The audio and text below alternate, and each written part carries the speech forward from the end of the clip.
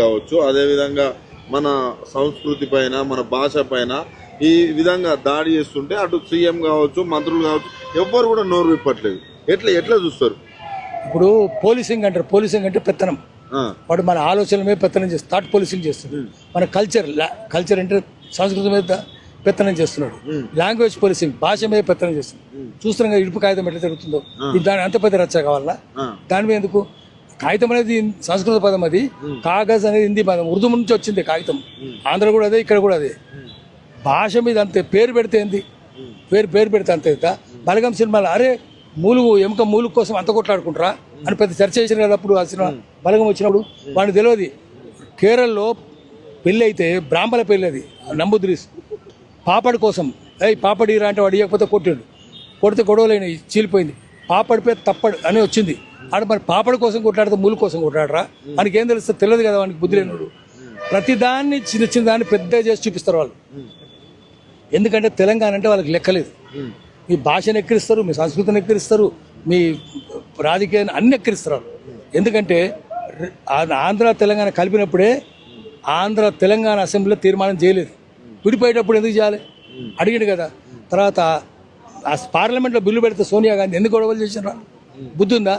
అట్లా చేస్తారా ఇట్లా చేస్తారా అని బీజేపీలు అడుగుతున్నారు. సోయిందా మీకేమన్నా? సుష్మా స్వరాజ్ అడుగుని తెలుస్తుంది. ఆమె చెప్తుంది. సుష్మా స్వరాజ్ ఆమె సమాధి దగ్గర పోయి దండం పెడితే ఆ మూతి మీద దండి చెప్తుంది ఏం జరిగిందో. ఎంత వాడు లగడపాటి రాజగోపాల్ లాంటి దొంగలు, ద్రోహులు, గూండాలంతా కలిసి పార్లమెంట్కి ఏమేమి తెచ్చిరు? స్ప్రే తెచ్చిరి, పౌడర్ తెచ్చిరి, మిర్చి పౌడర్ తెచ్చిరి, ఎన్ని తెచ్చిన దొంగలు. అవన్నీ అయిపోయింది. దాన్ని ఇంకా ఎందుకు చర్చ చేస్తున్నారు ఇప్పుడు? ఇప్పుడు ఎందుకు చేస్తున్నారు? అయిపోయింది. దాన్ని పక్కన డిప్యూటీ సీఎం వచ్చి ఇక్కడ ఛాలెంజ్ చేస్తున్నారు, కానీ ఇక్కడ సీఎం కనీసం మాట్లాడరు. ఎందుకంటే వీళ్ళు బానిసలు. వాళ్ళకి అప్పుడు బానిసలే, ఇప్పుడు బానిసలే, కట్టు బానిసలు, స్లేవ్స్ వీళ్ళు. అందుకని మనం గట్టిగా చెప్పాలి. మళ్ళీ తెలంగాణ సమాజం లేచి కూర్చున్నది. ఇప్పుడు కూడా 10 క్షణాల క్రితం కూడా వాళ్ళు ఫోటోలు తీయడం, ఏపీ పోలీసులు ఇక్కడికి వచ్చి ఏపీ పోలీసులు ఇక్కడికి వచ్చి మనం అడుగుతుంటే మన ఫోటోలు తీస్తుంటే మన జర్నలిస్టులు పరారు. అంతకుముందు వచ్చి ఫోటోలు తీస్తారు. మాది ఎందుకు తీస్తారు? మేము ఇక్కడ కూర్చుంటే మా ఫోటోలు తీస్తారా? ఆంధ్రలో వస్తారా? నిన్న కేవీఆర్ దగ్గరికి ఆంధ్రలో పోతారా? పోయి కేవీఆర్ని కొడతారు. ఇంతకుముందు కొట్టిరి, టార్చర్ చేసిరి, 3rd డిగ్రీ పెట్టిరి. ఆ అమ్మాయినేమో రమ్మని బెదిరించిరి. ఇప్పుడు అమ్మాయిని కూడా తీసుకొని అరెస్ట్ చేసి తీసుకుపోయారు. భుజం నడుము మీద చేస్తారా? లాగుతారా? నడుము మీద చేసి ఆడపిల్లని లాగొచ్చా? సిగ్గు శరం ఉందా? నేషనల్ హ్యూమన్ రైట్స్ కమిషన్లు వేస్తే, ఉమెన్ కమిషన్లు వేస్తే వాళ్ళు జైలుకి పంపిస్తారు. మరి ముఖ్యమంత్రి మూతి మీద దండాలి కదా చంద్రబాబు నాయుడు. ఆ పోలీసులను ఎడమకాలతో దండాలి. వాడు దండకపోతే మనం దండాలి. పెద్దగా మహిళల ప్రభుత్వం, పెద్ద మాటలు, పాలపిట్ట కలర్లు, పచ్చ కలర్లు, ఇలాంటి మాటలు అయితే మాట్లాడుతూ ఉంటారు. మహిళల ప్రభుత్వం మొత్తం తెలంగాణలో అందరు కోటీశ్వరాలు చేస్తారు, ఇలాంటి మాటలు మాట్లాడతారు. మహిళల పైన చేస్తే ఆంధ్ర పోలీసులు వచ్చేస్తే నోరు గుడిపారు. అది మహిళా ప్రభుత్వం కాదు, మహిళ పడ్డ ప్రభుత్వం అది. అందుకని మహిళ కాదు, అది మహిళ. వాడు చెప్పడం రాకట్లా. తెలంగాణ పోలీసులు అడ్డుకోవాలి కదా, కేసులు పెట్టాలి కదా, ఇప్పుడైనా పెట్టాలి కదా. ఎందుకు పెట్టలేదు? పొద్దుగోళ్ళ మీరు మరి మూతి నాకుతున్నారా? మీరు ఏం నాకుతున్నారు? మీరు తెలంగాణ పోలీసులు ఏం చేస్తున్నారు? అందుకనే తెలంగాణ పోలీసులు కూడా చెప్పాలి, చదువు చెప్పాలి, శాస్త్రం చెప్పాలి, నీతి చెప్పాలి, చెవులు పిండుకున్న రాజ్యాంగం నేర్పాలి. మామూలు నేర్పొద్దు. ఈ బగలగొట్టిన రాజ్యాంగం ఇదిరా అని చెప్పాలి వాళ్ళని. అందుకని అది మీడియా చేయాలి పని. వాళ్ళు చేయరు కదా, సోషల్ మీడియానే చేయాలి. ఒక్క పత్రికల వార్తలు వస్తున్నాయా? ఎందుకు రాదు? ఇంత జరిగితే ఎందుకు రాదు? పత్రికలు అంతా దొంగల చేతులు ఉన్నాయి. బుద్ధి సిగ్గు శరం లేని వాళ్ళు పత్రికలు నడుపుతారు.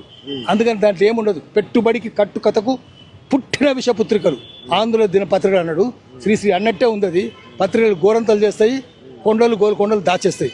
సిగ్గు శరం లేని యజమానుల చేతులు ఉన్నాయి. 3600 ఎకరాలు కబ్జా పెట్టింది కదా రామోజీరావు. ఆయన నడిపేది ఏం పత్రిక? ఆయన నడిపేది ఏం ఛానల్? మొత్తం ఛానల్ అన్ని ఆంధ్రాలో చేతుల్లో ఉన్నాయి, పత్రికలన్నీ వాళ్ళ చేతుల్లో ఉన్నాయి. తెలంగాణ చేతులు ఎక్కడ ఉన్నాయి? సీఎం అనుకుంటే అయిపోతుంది కదా. నిన్న అంత జరిగినాక కూడా మాట్లాడపో, అసలు ఒక్క మాట కూడా కనీసం. సీఎం కాదు ఆయన, సీఎం ఈయన కాదు. తెలంగాణ సీఎం చంద్రబాబు నాయుడే, రేవంత్ రెడ్డి కాదు. తెలంగాణ ఆంధ్రకు ముఖ్యమంత్రి చంద్రబాబు నాయుడే. చంద్రబాబు నాయుడే దొంగ పనులన్నీ చేపిస్తున్నాడు. అందుకనే మనం ఇప్పుడు చెప్తారు చంద్రబాబు నాయుడుకి ఏం చెప్తారు మీరు? ఒక ఉద్యమకారంగా ఇలాంటి చర్యలు చేస్తుంటే కూడా వాళ్ళ శిష్యుడు కాముగా ఉండడాన్ని, శిష్యుడు కాముగానే ఉంటాడు, ఆయన కాదు. తెలంగాణ సమాజమే లేచి కూర్చోవాలి. అంటారా పట్టుకొని ముఖ్యమంత్రి చంద్రబాబును. నువ్వు ఎన్ని పరిశ్రమలు మూసేసిండు? ఆ బాడకావే కదా నయం సృష్టించింది. 18 మందిని భువనగిరిలో చంపిండు కదా. ఆల్విన్ మూసేసింది వాడే కదా.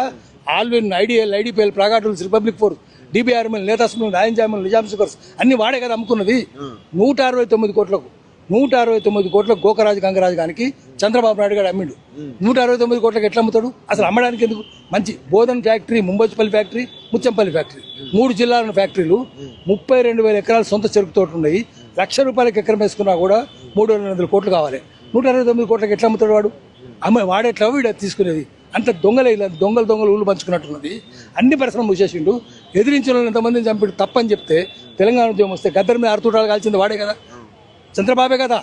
నయీం బెల్లు చంపింది వాడే కదా. నయీం లేడు, గీం లేడు, అందరిని చేసింది వీడే. అందుకని దొంగలు ఉంటారు. ఒకరిని చెప్పు తీసుకొని అనాలి. తెలంగాణకు రానివద్దు. చంద్రబాబు నాయుడు తెలంగాణకు ఎప్పుడు వస్తారో చూసి ఆ రోజు మొత్తం టోటల్ బంద్ పిలిపియాలి. వస్తే చెప్పులు రాళ్ళు ఇసిరాలి. అప్పుడే బుద్ధి వస్తుంది వాళ్ళకు.